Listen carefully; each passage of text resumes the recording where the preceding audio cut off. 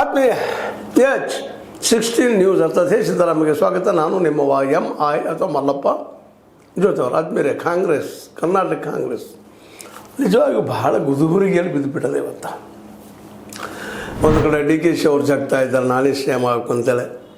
ಇನ್ನೊಂದು ಕಡೆ ಗತಾಯ ಸಿದ್ದರಾಮಯ್ಯ ಮುಂದುವರಿಬೇಕು ಅನ್ನುವಂಥ ಅವ್ರ ಬೆಂಬಲಿಗರದು ಸ್ವತಃ ಸಿದ್ದರಾಮಯ್ಯವ್ರದ್ದು. ತಮಗಿಲ್ಲ ಅಂದರೆ ಈ ಸಲ ದಲಿತ CM ಆಗಿರಿ ಅನ್ನುವಂಥ ಹೊಸ ಪ್ರಪೋಸಲ್ಲು. ಅದಕ್ಕಾಗಿ ಮುನಿಯಪ್ಪನವರಾಗಿರ್ಬೋದು, ನಮ್ಮ ಪರಮೇಶ್ವರರಾಗಿರ್ಬೋದು, ಯಾರಿಗೆ ಬಂಪರ್ ಲಾಟ್ರಿ ಹಿಡಿತದೋ ಗೊತ್ತಿಲ್ಲ, ಅವರು ಓಡಾಡ್ತಾ ಇದ್ದಾರೆ ಜೋರ್ದಾರಾಗಿ. ನಾವು CM ಆಗಬೇಕು ಅಂತೇಳಿ ಆಸೆ ಯಾರಿಗೆ ಬಿಟ್ಟದ? ಎಲ್ಲರಿಗೂ ಅದು ಆಸೆ. ಆ ದಿಶೆಯಲ್ಲೇ ಆಸೆಯಲ್ಲಿ ಆದರೆ ಪಕ್ಷ ಹೊಡೆಯುವಂಥ ಪ್ರಸಂಗ ಬರ್ತದೇನೋ ಅಂತ ಭಯ ಶುರುವಾಗಿಬಿಟ್ಟದ. ಅದರಲ್ಲೂ ಮುಖ್ಯವಾಗಿ DK ಅವರ ಮತ್ತು ಸತೀಶ್ ಅವ್ರ ಮಧ್ಯದ ಸ್ಪರ್ಧೆ ಏನದ ನಾಳೆ ಆಗಬೇಕು ಅನ್ನುವಂಥದ್ದು ಇಬ್ಬರು ಬಲಿಷ್ಠರು, ಅದರಲ್ಲಿ ಎರಡು ಮಾತಿಲ್ಲ. ಯಾಕಪ್ಪ ಅಂತಂದ್ರೆ ಈಗಾಗಲೇ ರಾಜಕೀಯವಾಗಿ ಆರ್ಥಿಕವಾಗಿ ಇಬ್ಬರು ತಮ್ಮ ತಮ್ಮ ಸ್ಥಾನಗಳಲ್ಲಿ ತಾವು ಭದ್ರತೆಯನ್ನು ಪಡ್ಕೊಂಡಿದ್ದಾರೆ. ಇಲ್ಲೇ ಇವತ್ತಿಂದ ಗೊತ್ತಿರುವಂಥ ವಿಷಯ, ಯಾರಲ್ಲಿ ಹಣ ಬಲ ಅದನೋ, ಯಾರು ವಿಶೇಷವಾಗಿ ತಮ್ಮ ಒಂದು ವ್ಯಕ್ತಿತ್ವವನ್ನು ಬೆಳೆಸ್ಕೊಂಡಿದ್ದಾರೋ, ಅದರಲ್ಲೂ ಮುಖ್ಯವಾಗಿ ಇವತ್ತಂತೆ ಈ ದೇಶದ ಪರಿಸ್ಥಿತಿ ಹೆಂಗಪ್ಪ ಅಂತಂದ್ರೆ ಕೋಟ್ಯಾಧೀಶ್ವರರು ಮಾತ್ರ ಎಲ್ಲ ಪೋಸ್ಟ್ಗಳಿಗೆ ಯೋಗ್ಯರು ಅನ್ನುವಂಥ ವಾತಾವರಣ ಬೆಳೀತಾ ಇದೆ. ಅವ್ರಲ್ಲಿ ಎಷ್ಟು ಯೋಗ್ಯತೆ ಅದ, ಎಷ್ಟು ಇಲ್ಲ ಅನ್ನೋದು ಬೇರೆ ವಿಷಯ. ಯಾಕಂದ್ರೆ ಜನರಿಂದ ಆಯ್ಕೆ ಆಗಿರ್ತಾರೆ, ಜನರ ಅವರ ಒಂದು ಏನಪ್ಪ ಅಂತಂದರೆ ಸ್ಟ್ಯಾಬಿಲಿಟಿ, ಯೋಗ್ಯತೆ ಮತ್ತೊಂದನ್ನು ಅಳದಿರ್ತಾರೆ. ಹೀಗಾಗಿ ಆ ಪ್ರಶ್ನೆ ಇಲ್ಲ. ಈಗ ಮುಖ್ಯ ಪ್ರಶ್ನೆ ಏನಪ್ಪ ಅಂದರೆ ಇವರಿಬ್ಬರ ತಿಕ್ಕಾಡದಿಂದ ಪಕ್ಷಕ್ಕೇನು ಹೊಡೆದು ಬಿಡ್ತದೇನೋ ಅನ್ನುವಂಥ ಆತಂಕ ಕೆಲವು ಹಿರಿಯ ಕಾಂಗ್ರೆಸ್ಸಿಗರಲ್ಲಿ. ಯಾಕಂತಂದ್ರೆ ಒಂದು ಕಡೆ ಈ ಸಲ CM ಆಗದೆ ಹೋದ್ರೆ 2028 ಆಗುವ ಸಾಧ್ಯತೆಗಳಿಲ್ಲ. ಮತ್ತು ಕಾಂಗ್ರೆಸ್ ಈ ಒಂದು ಒಳತಿಕ್ಕಾಡದಿಂದ ಒಂದು ಹಂತಕ್ಕೆ ಬಂದಿರ್ತದೆ. ಇವತ್ತು 2028 ಇದು ಗೆಲ್ಲಬಹುದಾ ಅನ್ನುವಂಥದ್ದು. ಯಾಕಂದರೆ ಇಲ್ಲಿವರೆಗೆ ಜಂಟಿಯಾಗಿ ಒಂದು ತಿಳುವಳಿಕೆಯಿಂದ ಅಂಡರ್ಸ್ಟ್ಯಾಂಡಿಂಗ್ ಮೇಲೆ ಹೊಂಟಿದ್ರೆ ಗೆಲ್ಲುವ ಸಾಧ್ಯತೆಗಳು ಇದ್ದಾವೆ. ಅದರಲ್ಲೂ ಎದುರಾಳಿ ಮತ್ತು 28 ನಮ್ಮ ಮೋದಿಯವರು, ಶಾರವರು ಬರೋದು ಗ್ಯಾರಂಟಿ. ಈ ಸಲ ಹಿಂದಿನ ಎಲ್ಲ ತಪ್ಪುಗಳು ಎಲ್ಲಿ ಸೋತರು ಲಾಸ್ಟ್ ಟೈಮ್ ಅನ್ನೋದ್ರ ಲೆಕ್ಕದಲ್ಲಿದ್ದಾರೆ ಅವರು. ಒಂದು ವೇಳೆ ಇಲ್ಲಿ ವೆಸ್ಟ್ ಬೆಂಗಾಲ್ದಲ್ಲಿ ಗೆದ್ದರಂತೂ ಕರ್ನಾಟಕದಲ್ಲಿ ನಿಶ್ಚಿತವಾಗಿಯೂ ಅವರ ಒಂದು ಪ್ರಯತ್ನ ಜಬರ್ದಸ್ತಾಗಿರ್ತದೆ. ಅಂಥ ಪ್ರಸಂಗದಲ್ಲಿ ಒಳತಿಕ್ಕಾಟಗಳಿದ್ದಾವೆ. ಅದೇ ಕಾಲಕ್ಕೆ ನಾನಾ CM ಉಳಿಬೇಕು ಅನ್ನೋಂಥ ಸಿದ್ದರಾಮಯ್ಯರದು ನಾ ಬಿಡಲೇಬಾರದು ಅನ್ನುವಂಥ DK ಅವ್ರದ್ದು, ಇವ್ರದ್ದು ಮಾಡಲೇಬಾರದು ಸತೀಶ್ ಅವರ ವಿಚಾರ. ಮುಂದಿನ ಚುನಾವಣೆಗೆ ನಮಗೊಂದಿಷ್ಟು ಅವಕಾಶ ಸಿಗುವ ಸಾಧ್ಯತೆಗಳಿದ್ದಾವೆ ಅನ್ನೋದು ಅವರು.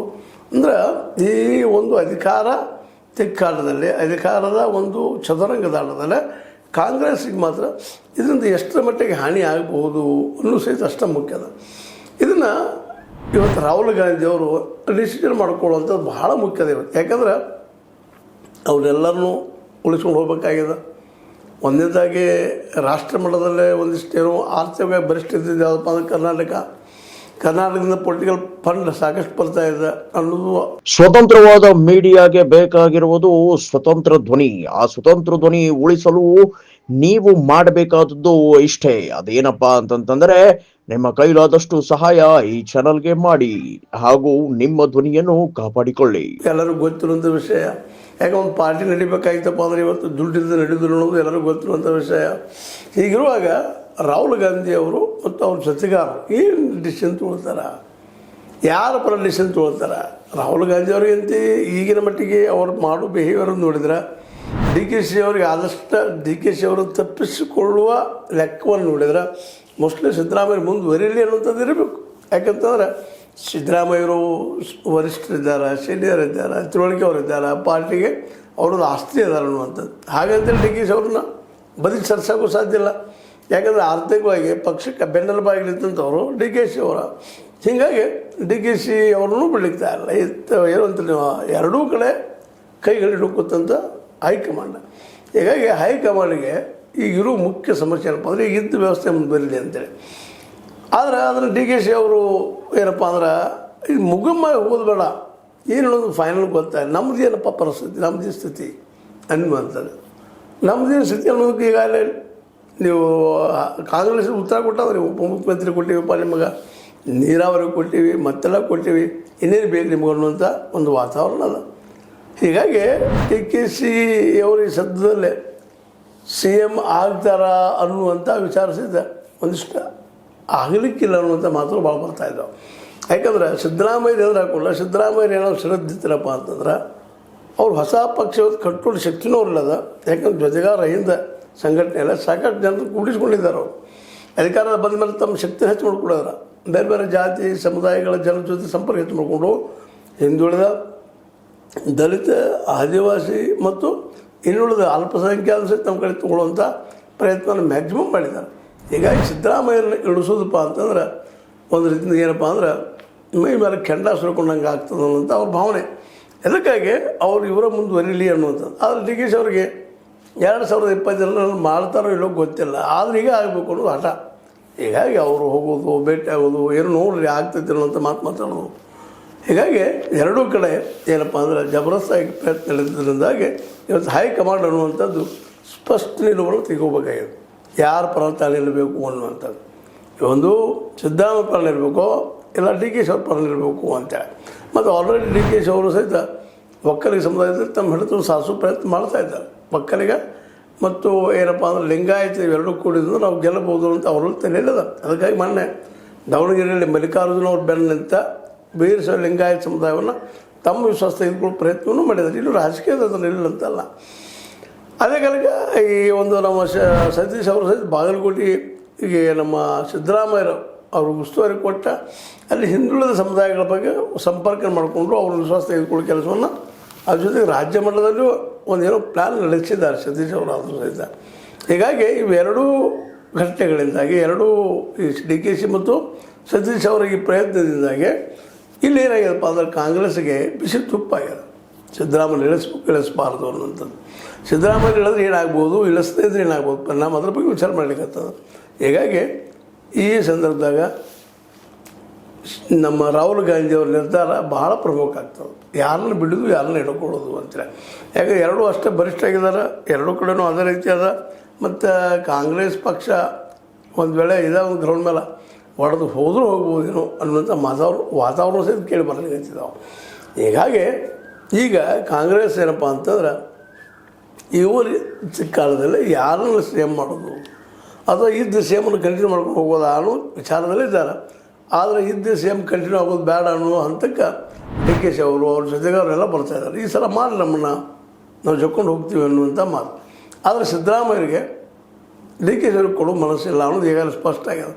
ಅವರು ಈಗಾಗಲೇ ದಲಿತ ಸಮುದಾಯದ ಲೀಡರ್ಗಳ ಜೊತೆ ಸಂಪರ್ಕದಲ್ಲಿದ್ದಾರೆ. ಏನು ಮಾಡಿ ಅವರನ್ನ ಇಲ್ಲಿ ಚೈತ್ರ ಉಳಿಸ್ಬೇಕು, ನಮ್ಮ ಒಂದೆಲ್ಲ ಬಿಡೋದಾದ್ರೆ ಮುಖ್ಯಮಂತ್ರಿ ಸ್ಥಾನವನ್ನು ಅನ್ನೋಂಥ ಹಂತಕ್ಕೆ ಸಿದ್ದರಾಮಯ್ಯ ಬಂದಾರೆ. ಈ ಒಟ್ಟಾರೆ ಈತ ಕಾಲದಿಂದ ಯಾರು CM ಆಗಿ ಬರ್ತಾರ, ಯಾರು ಇಲ್ಲ ಅನ್ನೋದು ಇನ್ನೂ ಹೆಚ್ಚು ಕುತೂಹಲ ಮೂಡಿಸ್ತಾ ಇದ್ದಾರೆ. ಆದರೆ DKC ಅವರು ಮಾತ್ರ ದೊಡ್ಡ ಪ್ರಮಾಣದ ಪ್ರಯತ್ನ ನಡೆಸಿದ್ದಾರೆ. ಅವ್ರ ಪ್ರಯತ್ನ ಯಶಸ್ವಿ ಆಗ್ತದೆ ಅನ್ನುವಂಥದ್ದು. ಯಾಕಂತಂದ್ರೆ ವಿಶೇಷವಾಗಿ ಸಿದ್ದರಾಮಯ್ಯರು ಮತ್ತು ಜೊತೆಗಾರರು ಶತಾಯಗತ ಈ ಸಲ ಬಿಟ್ಟು ಕೊಡಲೇಬಾರದು ಅನ್ನೋಂಥ ಮತ್ತು ಬಿಟ್ಟರು ಸಹಿತ ದಲಿತ CM ಆಗುವಂಥ ಒಂದು ದೊಡ್ಡ ಚದುರಂಗದ ದಾಳವನ್ನು ಹಾಕಿದ್ದಾರೆ. ಅದಕ್ಕೆ ಯಾವ ರೀತಿ ಉತ್ತರ ಬರ್ಬೋದು ನಮ್ಮ DKC ಅವರ ಬಣದಿಂದ ಸಹಿತ ಎಲ್ಲರೂ ಆಸಕ್ತಿಯಿಂದ ಬಿಡುಗಡೆ ನೋಡ್ತಾ ಇದ್ದಾರೆ. ಸಿದ್ದರಾಮಯ್ಯರಾದರೂ ಸಹಿತ ಈ ವಿಷಯದಲ್ಲಿ ಆದಷ್ಟು ರಿಸರ್ವ್ ಆಗಿ ಉಳ್ಕೊಂಡು ತಾವು ಅಧಿಕಾರ ಮುಂದೆ ಹೋಗಬೇಕು ಅನ್ನೋಂಥ ಲೆಕ್ಕಾಚಾರದಲ್ಲಿ ಪ್ರಯತ್ನ ಮಾಡ್ತಾಯಿದ್ದಾರೆ. ಆದರೆ DKC ಅವರು ಹಾಕಿದಂಥ ಒಂದು ಜಾಲಕ್ಕೆ ಅವರು ಬಲಿ ಬೆಳೆದಿದ್ದಾರಾ ಅನ್ನೋದು ಒಂದು ಪ್ರಶ್ನೆ ಅದು. ಏನೂ ಇರಲಿ, ಒಟ್ಟಾರೆ ಕಾಂಗ್ರೆಸ್ ಇವತ್ತು ಮತ್ತೊಮ್ಮೆ ಹೊಡಿಬಾರ್ದಂಗೆ ಉಳಿಸ್ಕೋಬೇಕಾಗಿತ್ತು. ಅದ್ರ ಕರ್ತವ್ಯ ಅಂತ ಹೇಳ್ತಾ ಇದು ಲೈಕ್ ಮಾಡಿ, ಶೇರ್ ಮಾಡಿ, ಕಮೆಂಟ್ ಮಾಡಿ, ಜೊತೆ ಸಬ್ಸ್ಕ್ರೈಬ್ ಮಾಡಿ. H16 ನ್ಯೂಸ್ ಅರ್ಥ ಸಿದ್ದರಾಮಯ್ಯ ಸತ್ಯದ ಕೈಗಳಲ್ಲಿ ವಂದನೆಗಳು. ಆತ್ಮೀಯ ಸಾರ್ವಜನಿಕರಲ್ಲಿ H16 ಅರ್ಥಾತ್ ಸೀತಾರಾಮದಿಂದ ಒಂದು ಮನವಿ. ಈ ಸಂಸ್ಥೆ ಭ್ರಷ್ಟಾಚಾರ, ಅನ್ಯಾಯ, ಅತ್ಯಾಚಾರಗಳಿಂದ ನೊಂದವರ ವೇದಿಕೆ. ಅನ್ಯಾಯಕೋರರ, ಭೂಗಳ್ಳರ, ನಶಾ ಸಾರಾಯಿ ಮಾಫಿಯಾಗಳ ವಿರುದ್ಧದ ಧ್ವನಿ.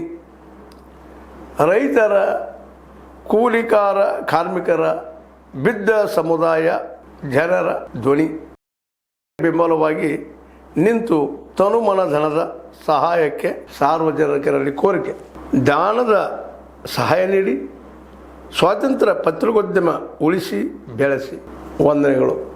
ತಮ್ಮನ್ನೇ ನಂಬಿರುವ ಮಲ್ಲಪ್ಪ ಇ ಜೋತಾವರ್. ಈ ಕೆಳಗಿನ QR ಸ್ಕ್ಯಾನ್ ಮಾಡಿ ಅಥವಾ ಈ ನಂಬರ್ ಅಂದರೆ 7411402405ಗೆ ಇಲ್ಲ 9686864852ಗೆ ನೀವು ಫೋನ್ಪೇ ಮಾಡಿ, ಪೇಟಿಎಮ್ ಮಾಡಿ ಅಥವಾ ಇನ್ನಾವುದೇ ಮಾಧ್ಯಮದಿಂದ ಗೂಗಲ್ ಮೂಲಕ ಸಹಾಯ ಮಾಡಿ ಈ ಪ್ರಾಮಾಣಿಕ ಪತ್ರಿಕೋದ್ಯಮವನ್ನು ಉಳಿಸಿ ಅಂತ ಮತ್ತೊಮ್ಮೆ ಮನವಿ. ವಂದನೆಗಳು.